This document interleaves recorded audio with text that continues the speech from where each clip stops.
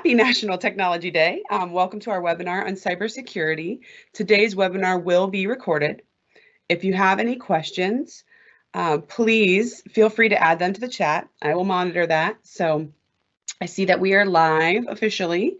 So National Technology Day. Today, our presenter is Katie Kramer.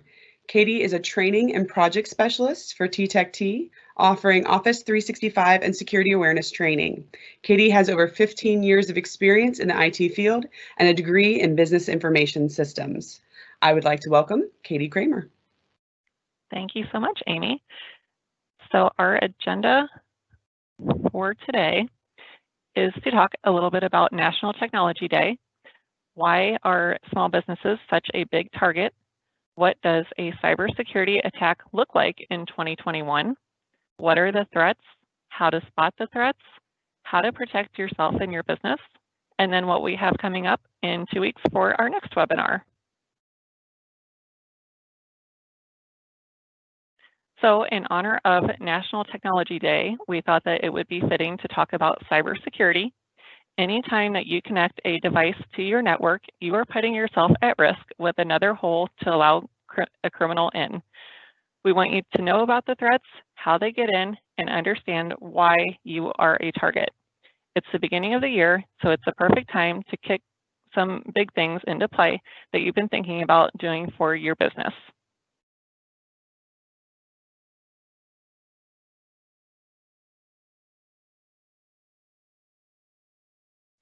So why do cyber criminals target small businesses? First, let's talk about why you are a target.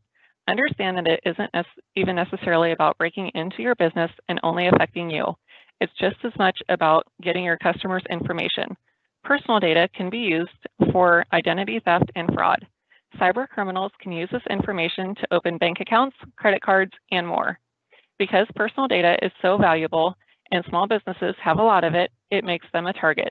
Small businesses typically either don't think of themselves as a target, or they tend to think that they need enterprise-level security, which is expensive, and they need someone to understand how to run it, so they just avoid the whole thing altogether because it's too complicated. There are a lot of options available to you, and we are going to talk about them today. What does a cyber attack look like in 2021?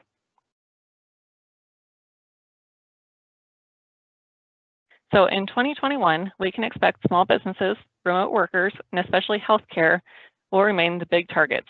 For healthcare, that's where the personal information is highly available. For small businesses, especially with remote workers, they can prey on people working from home that may have their guard down, not able to ask their coworkers if they really need to transfer money to a certain account, etc.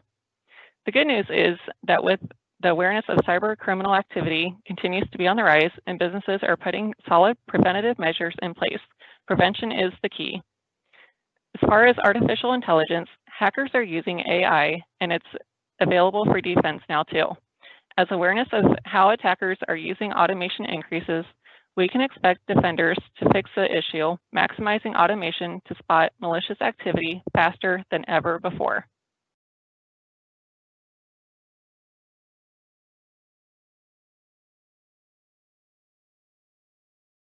So a couple terms that we want to talk about.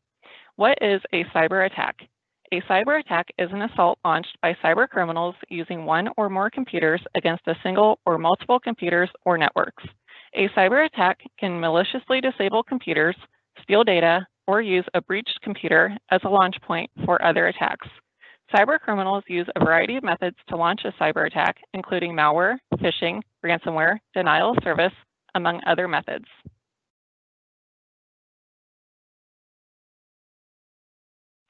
Another term I want to talk about is what is a malware attack? This is a broad term for anything that is spyware, ransomware, or command and control. Many well-known business, states, and criminal actors have been implicated of and discovered deploying malware. Malware differs from other software in that it can spread across the network, cause changes and damage, remain undetectable, and be persistent in the infected system. It can destroy a network and bring a machine's performance to its knees. So this happens after they are already into the system or network.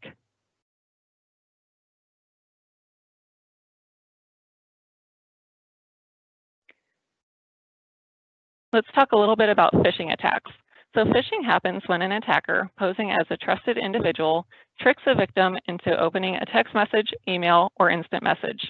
The victim is then deceived to open a malicious link or attachment that can cause the freezing of a system as part of a ransomware attack, revealing sensitive information or installation of malware. This breach can have disastrous results. For an individual, this includes identity theft, stealing of funds, or unauthorized purchases. Look at who the email is coming from, who it is to, the person specified, prompting you to sign in, link provided is a bad link, spelling and grammar errors, and usually a sense of urgency, so you don't feel like you have time to think about what you're doing and you just do it. So if you look at the example here, this identifies all the different areas of what you want to look at. Make sure that you are hovering over the link, and that's going to show you where the link is actually taking you to. Also, check for spelling and grammar errors, as it's becoming increasingly common for managers of small businesses to get spoofed.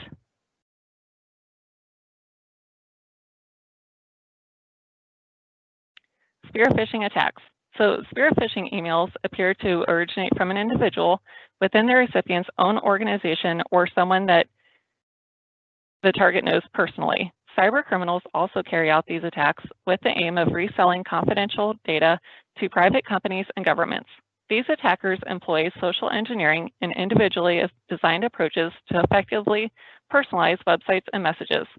As the name implies, these hacks are not executed by random attackers, but are most likely done by individuals out for trade secrets, financial gain, or military intelligence.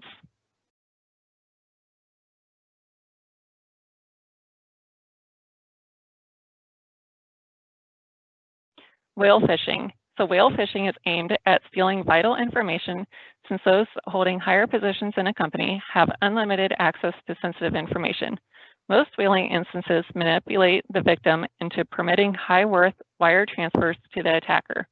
The term whaling signifies the size of the attack, and the whales are targeted depending on their position within the organization. Since they are highly targeted, whaling attacks are more difficult to notice compared to the standard phishing attacks. In a business, system security administrators can lessen the effectiveness of such a hack by encouraging the corporate management staff to attend security awareness training.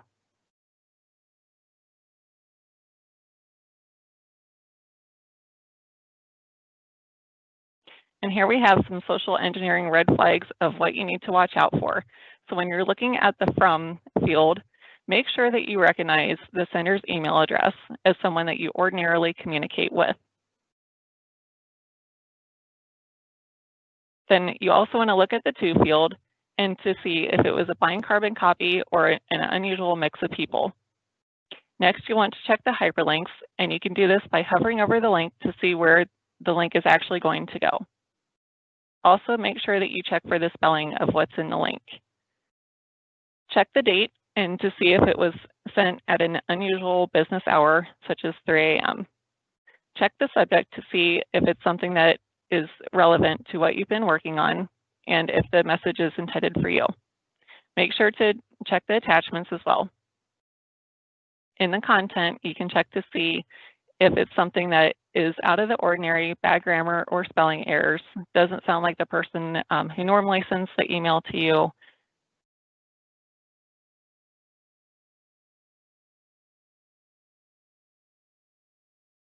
Ransomware. So basically, the criminal locks your files until you pay the ransom. Ransomware is often carried out via a Trojan, delivering a payload disguised as a legitimate file. There is no guarantee that paying the ransom will regain access to the data, and this is actually extremely common.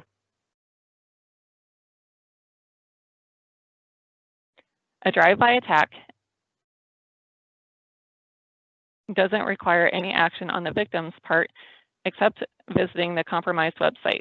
When they visit the compromised website, they automatically and silently become infected if their computer is vulnerable to the malware, especially if they have not applied security updates to their applications.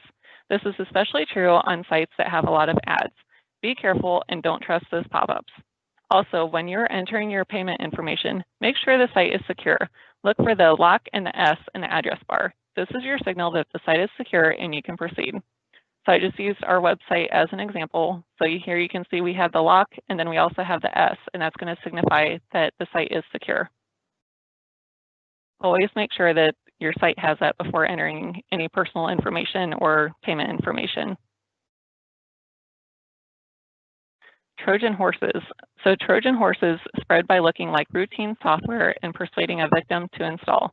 Trojans are considered among the most dangerous type of all malware, as they are often designed to steal financial information. Always check with your IT person or department before installing third-party software. There are so many sites out there that are fake or have ads on them, just waiting for you to click on the wrong thing and will start installing on your computer. This is why it is also important to not give everyone admin access on their computer so that they can't go installing whatever they want. And a couple other attacks that we want you to be aware of. So SQL injection and cross-site scripting. So a successful SQL injection attack can cause deletion of entire tables, unauthorized viewing of user lists, which could contain customer information, and in some cases, the attacker can gain administrative access to the database. Cross-site scripting happens when a dubious source is allowed to attach its own code into web applications, and the malicious code is bundled together with dynamic content that is sent to the victim's browser. That is why it is important to not save your passwords within your browser. That is free access for hackers to log into your accounts. Instead, use a password management solution. It is worth the cost and setup to protect your business. And then a few other types of cybersecurity attacks. So data breach, that's the very broad term for cybersecurity attacks. Malware on mobile apps. Did you know you can install antivirus on your mobile device? Speaking of that, also make sure that you are using a PIN or fingerprint on your phone to keep it locked at all times, especially if you have business data on your phone. That's including email. Distributed denial of service attack. Typically happens when someone already has the data they want, and it's as if they want to destroy the evidence of what they all did. Password attack, make sure that you are using strong passwords and a password management solution. Keep in mind, you get what you pay for here. Use something with high security that hasn't been hacked into already. Typically, once they are hacked, they become a target again and again. Eavesdropping attack, this is where the hacker is silent and may use a keylogger to steal your information as you type it in, even though to you it looks like everything is normal. Brute force and dictionary network attack, similar to the password attack. There are a lot of tools out there for cyber criminals to use to crack passwords. Don't be the low-hanging fruit. Insider threats, this comes from someone authorized to access your system. Make sure you have someone who knows who has been in your office and tell your employees to lock their computers when they are away from it. Man-in-the-middle attacks. This can happen before a CFO this can happen between a CFO and a person in accounting. Phones can be tapped into and information like credit card information can be given out over the phone. AI-powered attacks, this can happen if you use a third-party software that is doing more than what you installed it for. This program is very smart and can learn by itself and provide information to the hacker about your system. So what can you do to protect your business? Let's take a look at how to defend and secure your network. So the first thing that you want to do is to make sure that you have a complicated router password. This is going to be a string of random characters, at least 12 to 20 characters long. Limit access to who has the password. You don't need to give your password out to everyone who enters your home. So you don't need to give it to your decorator, your gardener, all these different people that you might have coming into your home. Instead, we would suggest that you use a guest network that doesn't have any of your personal or business devices on it. And it is specifically for that. It's for guests. Make sure that you are changing the password frequently. So maybe just plan on doing it on the first of the month. Make sure to change the router's admin credentials. A lot of times they just come with the username as admin and the password would be admin123.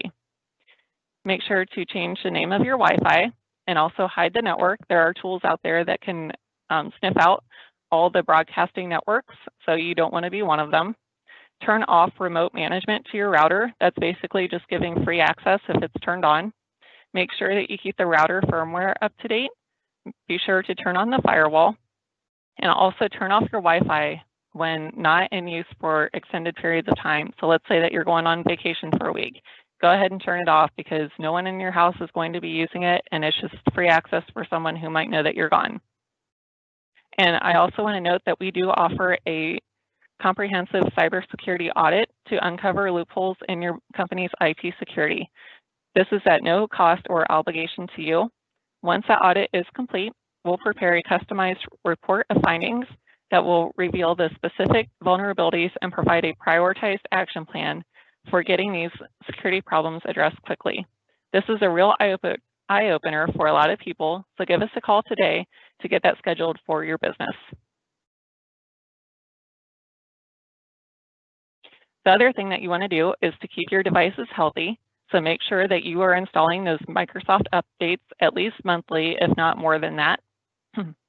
Microsoft does such a great job at providing security to both both your computer and their cloud services. They stay up with the current threats and they want to keep your system up to date. This is to protect you. A firewall is a network security device that monitors incoming and outgoing network traffic and decides whether to allow or block specific traffic based on a defined set of security rules. Anti-malware software, again, you get what you pay for. Do your research, and if you have questions about what to use or not use, give us a call and let's discuss your setup. VPN, this is especially important for people working remotely. If you have data saved any place but your hard drive, and even when you send emails, this creates a tunnel to keep your data safe. Encrypt your data, both when it's at rest and when it's traveling. Encryption translates data into another form or code so that only people with access to a secret key or password can read it. And the last one is to make sure that you are backing up your data. In the event that disaster strikes, you are able to get back up and running as long as you have a fresh copy of your backup. And something that's very important is to make sure that you are educating your employees. So for one, make sure that you are telling your employees to do their Googling at home and use their work device only for work. Make sure to teach avoidance of unsecured websites. Make sure that they are using strong passwords. Discourage password sharing. Restrict network admin rights. Not everyone needs to be an admin on their computer. Manage social media settings. So make sure that you educate yourself on how these apps work and who can see your information. Don't note that you're going on your yearly 4th of July weekly trip to the beach on social media. This makes you a target for the next 4th of July for someone to steal your data while you're at the beach. And the last one is be email savvy. Make sure that you're checking out those links, attachments, who it's from, who it's to, and the content of the email to make sure that it's something that's safe.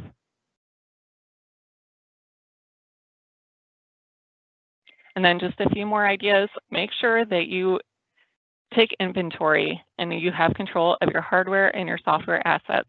Make sure that you are continuously checking into your vulnerability, and make sure that you have a handle on who has admin privileges on their computers and to your network.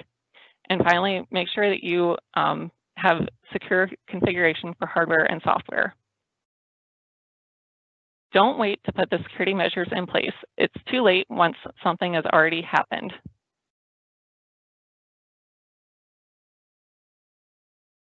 And our next webinar is going to be on January 20th at 1 o'clock, and we'll be talking about SharePoint and OneDrive. Amy, does anyone have any questions in the Q&A? Yes, I actually have a couple of questions. The first one, you mentioned earlier that a small business owner can be spoofed. What does that mean to get spoofed? So basically what they do is they are able to copy the email address of someone, and they can make it look like it's coming from, let's say, the manager or the owner of the business, but really it's not. It's a hacker pretending to be that person. Okay. And the other one is, how do I know if I've been hacked? So a lot of times, this is kind of tricky because they're so good at it, and they can quickly move. If they're able to get financial information, they can move it around quickly. So it's hard to track down once your bank account has been drained. But the things that you want to look for are if your system is responding slower than normal. So this goes for personal computers or even your network. A lot of times if there's something happening that's big, like even when you install Microsoft updates that are innocent, you'll notice that it kind of bogs your system down. Same thing is true if something malicious is happening. A lot of times it'll slow the computer down itself.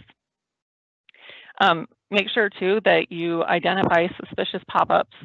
So sometimes if you're on a website that has been hacked, they'll show you like, oh, Microsoft can help you, you know, like they'll hijack your mouse for one thing, and then they'll show you this pop-up of how to get your mouse back.